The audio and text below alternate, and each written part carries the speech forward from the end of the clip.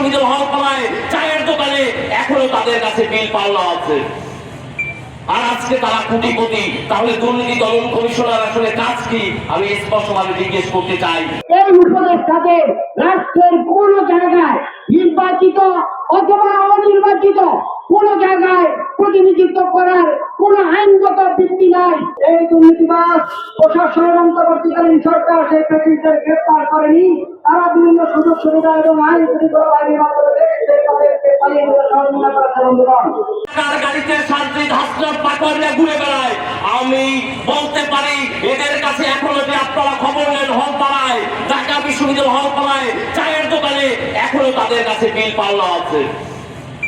আর আজকে তারা কোটিপতি। তাহলে দুর্নীতি দমন কমিশনার আসলে কাজ কি আমি স্পষ্টভাবে জিজ্ঞেস করতে চাই। তাহলে এরকম দুর্নীতি দমন কমিশনের প্রতিষ্ঠান তো আমাদের দরকার নাই। সংগ্রামী বন্ধুগণ, আমরা বলতে চাই এখন আসি মাহফুজ আলম আসিফের ব্যাপারে। আপনারা জানেন দীর্ঘদিন আগে থেকেই আসিফের দপ্তর একটি দুর্নীতি দপ্তরে পরিণত হয়েছিল। এক্সট্রিম মশার কয়েল প্ল্যান্ট ফাইবার দিয়ে তৈরি, তাই সহজে ভাঙে না, সুগন্ধিযুক্ত ও নিরবিচ্ছিন্নভাবে জ্বলে। ডেঙ্গু, চিকুনগুনিয়া বাহি সহ যে কোনো মশার বিরুদ্ধে দেয় এক্সট্রিম সুরক্ষা। যখন মহাদেব তার এপিএস ছিল, এপিএস কি তা তো আপনারা সবাই জানেন, রাজনৈতিক পিএস।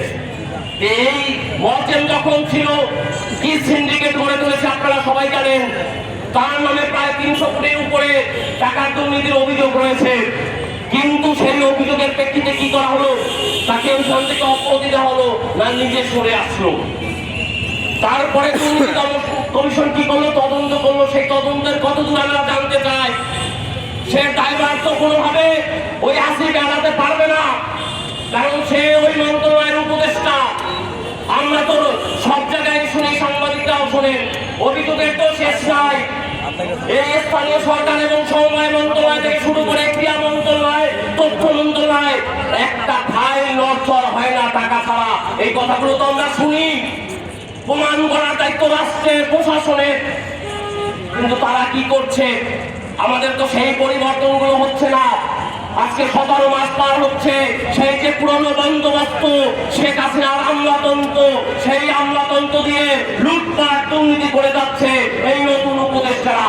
একটা নতুন বাংলাদেশের স্বপ্ন দেখে বুলেটের সামনে নিজেদের বুককে পেতে দিয়ে একটা বিপ্লব সংগঠিত করেছিলাম। অত্যন্ত দুঃখের সাথে বলতে হচ্ছে, যাদেরকে আমরা বিশ্বাস করে এই ক্ষমতার অধীনে বসিয়েছিলাম, তারাই ক্ষমতায় গিয়ে দুর্নীতির সাথে লিপ্ত হয়েছে বলে আমরা খবর পেয়েছি।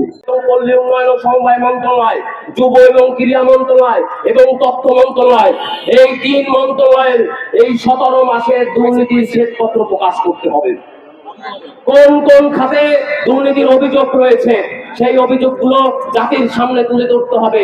আমরা বলেছি এই সময়কালে আসিফ মাহমুদ সজীব ভুঁইয়ার এপিএস মুআজ্জেমের অনতিবিলম্বে তাকে গ্রেফতার করতে হবে। আজকে আমরা দুর্নীতি দমন কমিশন বানিয়েছি, তারা দুর্নীতি দমন কমিশন তারা আরো বেশি করে দুর্নীতি করছে এবং দুর্নীতি সহযোগী হচ্ছে। এবং প্রিয় সাংবাদিক বন্ধুগণ, আপনারা জানেন আমরা একটি সোনার বাংলা নির্মাণের জন্য প্রায় 2000-এর অধিক সংখ্যক জনগণ জীবন দিয়েছে। ছাত্র জনতার রক্তের বিনিময়ে আমরা যে বিপ্লব সংগঠিত করেছি, সেই বিপ্লবের বেতন আকাঙ্ক্ষা বাস্তবায়নের জন্য আমরা রাজপথে আছি। আমরা বলতে চাই, এই দুর্নীতিবাদ প্রশাসন এবং দুর্নীতিবাদ উপদেষ্টাদের সাথে কোনো আমাদের আপোষ নেই, সংযুক্তি থাকতে পারে। আমি ব্যক্তিগতভাবে মনে করি যে এই তদন্ত পরিপূর্ণ না হওয়া পর্যন্ত তদন্তের স্বার্থে এই উপদেষ্টাদের রাষ্ট্রের কোন জায়গায় নির্বাচিত অথবা অনির্বাচিত কোন জায়গায় প্রতিনিধিত্ব করার কোন আইনগত ভিত্তি নাই। তদন্ত চলা অবস্থায় তারা প্রতিনিধিত্ব করতে পারে না। আমরা স্পষ্ট করে এই কথাগুলো বলে আমি স্পষ্ট বলতে চাই যে বাংলাদেশে একটা গণতান্ত্রিক পরিবেশ ফিরে আসার জন্য আমাদের সূর্য সন্তানরা রাজপথে সরকারি জীবনধারে 1400-র উপরে ছেলে মেয়ে রাজপথে শহীদ হয়েছেন। তাদের লক্ষ্য নিয়ে যারা পুলিশ খেলা খেলছে, হাজার হাজার কোটি টাকার মালিক হয়েছে, তাদের বিরুদ্ধে তদন্ত হওয়া এখন জরুরি হয়ে দাঁড়িয়েছে।